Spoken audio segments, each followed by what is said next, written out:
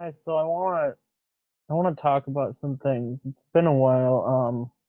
I've been kind of caught up in this whole thing, all this stuff with George Floyd and just the whole movement and everything. I've been to some protests and it's just been kind of difficult for me to just sit down and watch a movie.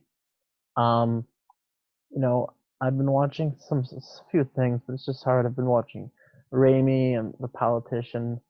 Um, I want to review The Politician season 2 when it comes out. I think this next week. But I just wanted to let you know that um, I'm gonna share in uh, in the link in the description. I'm gonna share a fund you can donate to if you want to donate to, or just share it.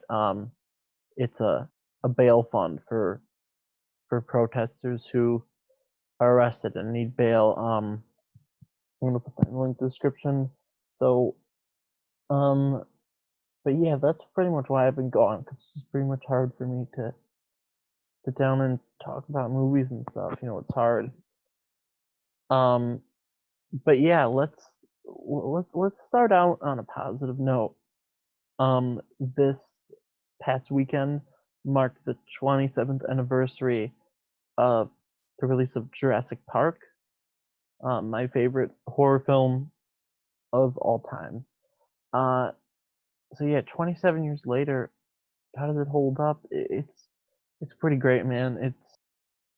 It's still really amazing. I mean, you just look at what that movie did with the practical effects. That dinosaur looks so real today.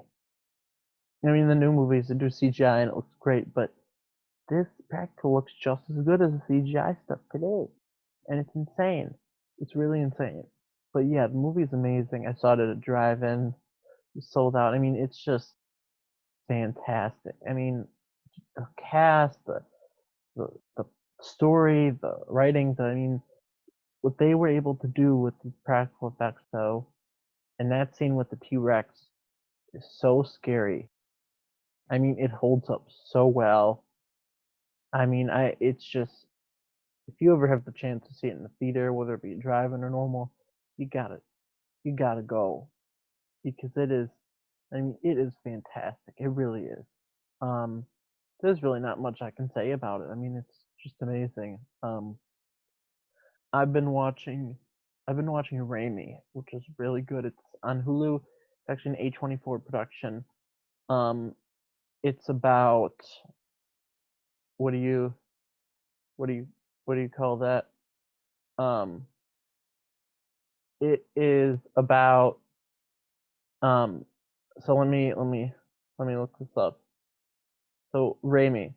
So uh, Raimi is basically like Dave, uh, the Little Dicky show. It's kind of like the the Little Dicky show Dave, but he's Muslim.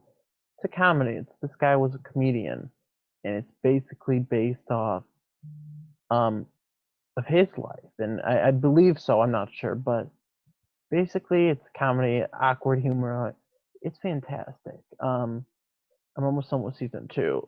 It's fantastic. Mahershala Ali's in the second season, and just it's just like one of these shows like Seinfeld or Curb Enthusiasm, where it was these awkward situations, just these really awkward um situations. Yeah, Raimi, the smartest, darkest dude. That's how I would describe it. It's smart, dark, but it's so damn funny. I mean, it is really, it is really fantastic. If you had a chance to see this, if you like anything like Seinfeld or Curb Enthusiasm, those kind of shows with awkward humor, put in these real life situations, you'll love it. I mean, you'll absolutely love it. Season 2 is different, but it's still a really good show. Um, and then I've been watching The Politician, which is really good. Um, it's not great. It's it's really good though. Um, you have this like kid, this white guy who he might be gay, I'm not sure, but he wants to president when he grows up. and he has this group of friends that's gonna help him be president. And they're starting with him being class president, and he's like he wants to grow up and he's trying to get to Harvard, but he's not sure. And his family is rich, and he could have gotten into Harvard. Like they could have bought their way in, but he wants to do it the real way. And he has these two brothers that are assholes, like these douchebag brothers, and they got in, they got bought in, but they're dumb as hell. They're not smart. But he wants to get in the correct way, and he's trying to run for class president. Um, and it's really it's if you like these like shows about hustlers and stuff, and people who get away with this, he knows his way around school, and he knows how to get into people's heads. If you like that kind of stuff, you'll really like it. It's another Ryan Murphy show. The second season is about to come out. It's very good. It's not amazing. I'm about halfway through season one. I'll probably talk about the whole season after I finish it, but it's quite good. It is. It is very, very good. Um, what I really want to watch though is what's it called? This new movie with Kevin James. It's a horror movie called Becky. I really want to see it. It's like this girl. She's at her lake house. Um, her dad's Joel McHale, which is pretty funny. From was it Community or Parks and Rec? One of the two. And then these escaped convicts, led by Kevin James, come and break into their house. It's a horror movie. They're looking for this artifact or whatever. But I really want to see it. I'm really looking forward to watching that. But yeah, I I tried starting Space Force, but I just I just couldn't. It's not good, and it makes me really sad because I really like The Office from what I've seen, and I think it could have been something really special. Um, but from what I've seen the first episode. It's not good at all. Um, oh, and then Rick and Morty. I've finished a new season. It's very good. The second last episode is the best though. It's a good season. It's not amazing, but it's really good. I love what they did with the announcement of the second half of the season. Basically, it was an April Fool's prank. They were like, "There's only 5 episodes this season. It ended in December, or whatever." People were like, well, "Only 5 episodes?" Then they did an April Fool's prank. On April Fool's, they revealed that there was actually 5 more, which is reverse of what you would do. The April Fool's prank was there actually were 5 more, and I thought that was absolutely like brilliant. The new season, it was good, but it wasn't anything. It wasn't amazing. No Pickle Rick or anything. But yeah, I really liked it. What did I watch? I watched. Oh, I'm trying to watch. Oh, I watched Back to the Future. I saw it at a drive-in. I mean, I've seen it multiple times, but I wanted to see it. It's like one of my favorite movies, and it is. I mean, obviously, it's fantastic. It's a fantastic movie. It's great. Um, what else did I see? Oh, I'm watching this Mark Ruffalo show on HBO. It's called I Know This Much Is True, and it's really. Why does this always happen? Um, it's really good. It's with Mark Ruffalo. I highly recommend it. Uh, but yeah, that's pretty much. I watched The Five Bloods. I think I'll talk about that soon. I love Spike Lee. But yeah, I think that's. Oh, and then I guess I'll talk about. So, Gone with the Wind. There's this whole thing. John Ridley, writer of 12 Years a Slave, uh, one of my favorite movies of all time.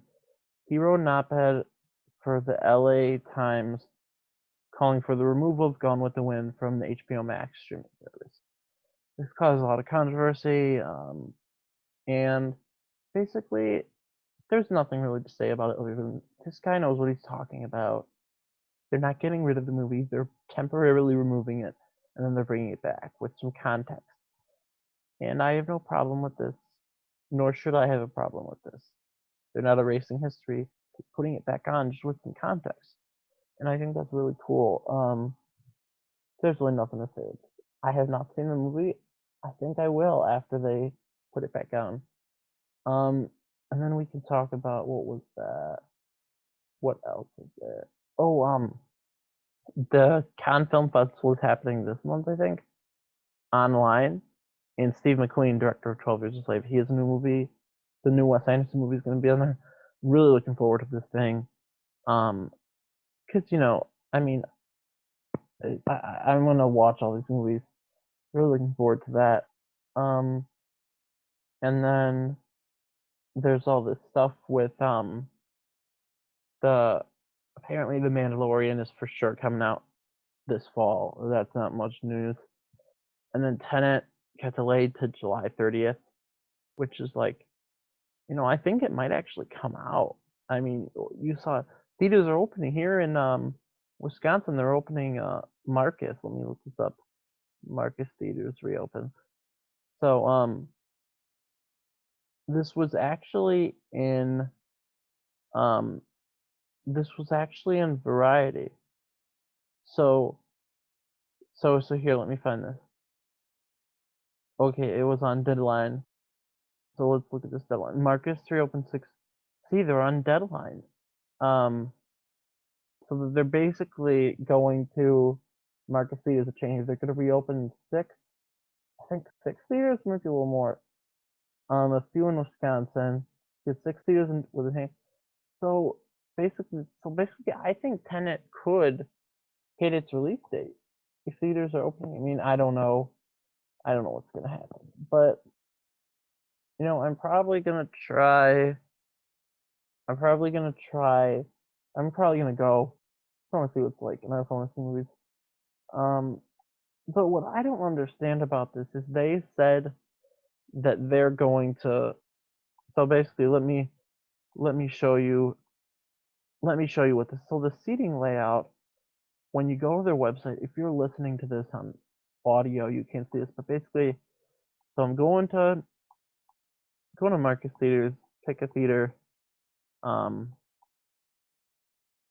pick one of the ones that's opening. Okay, let's pick a theater, and we'll go to Bad Boys for Life, 720.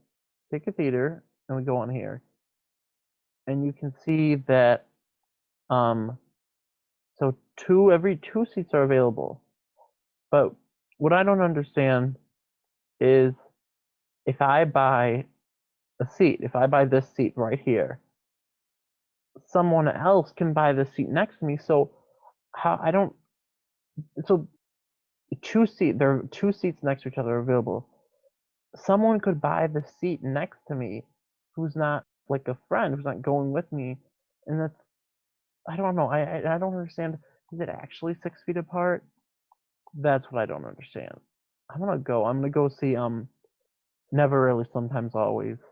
I've really been meaning to see that. But yeah, if I buy one of these seats, can someone else? I don't know how many people are gonna go. I mean, I'm gonna try, but I don't know how well they do. But their selection is interesting. They're playing first 2 Harry Potter films, new movies that were in theaters when the lockdown started here. And then Knives Out, but they're playing Jurassic Park and E.T. One of them is playing Batman Begins. I might go to that. I'm not sure. They this whole the Marcus reopening theaters, what to expect. Prior to arrival, your safety tips, steps, sick, experiencing symptoms, please at home. Prefer to social distance, face. See, here's the thing: face masks encouraged, but they're not required. And I don't know about that. I don't know. They should probably require it. Shouldn't they? Hand sanitizer, purchase tickets in advance before arriving. Okay. Yeah. I mean, I don't know. I'm really curious to see how this is gonna go. Um, but yeah. So it's gonna be interesting for sure. Um, yeah. I I don't know. We'll see. There's a theater near me that says they're playing that new Steve Carell movie, even though I thought it was VOD only. But I guess it's gonna play in the theater. I don't know. We'll see. But yeah, on the next episode, I'll probably talk about Da 5 Bloods. And I I'm I'm not gonna say how I feel about it. I'm positive, but I not my favorite. Like it's not amazing like Black Panther, but I did like it very much. So I think that's gonna be it for today. Again, in the description, I'm gonna have a link to a fund you can donate to, or you can just share it. I mean, what you don't have to, but just share it. You know, stay safe if you're going to protest. Stay safe. Keep fighting the good fight. Um, watch some movies and remember, Black Lives Matter.